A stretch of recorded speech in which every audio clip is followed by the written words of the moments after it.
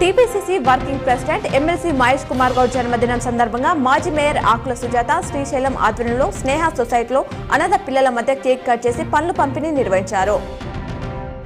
నిజామాబాద్ నగరంలో మాజీ కౌన్సిలర్ సాయిబాబా చిత్రపటానికి నివాళులర్పించి కుటుంబాన్ని ఎంపీ అరవింద్ పరామర్శించారు. అమెరికా పర్యటనలో ఉన్న మాజీ మంత్రి వేముల ప్రశాంత్ రెడ్డి కాలిఫోర్నియాలో ఎన్ఆర్ఐలతో కలిసి సమావేశమయ్యారు. ఆర్మూర్లో జీవన్ రెడ్డి మాల్ ను ఆర్టీసీ అధికారులు సీజ్ చేసిన విషయం తెలిసిందే. దీనిపై హైకోర్టు డివిజన్ బెంచ్ కు వెళ్లి మాల్ ను తెరిపించాలని జీవన్ రెడ్డి ఆర్డర్ తీసుకువచ్చారు. హైకోర్టు డివిజన్ బెంచ్ ఆర్డర్ మేరకు మాల్ మళ్లీ తెరుచుకుంది. దాస్ నగర్ లోని నవ్యభారతి గ్లోబల్ స్కూళ్లలో 2వ రోజు జాతీయ స్థాయి క్యారం పోటీలు జరుగుతున్నాయి.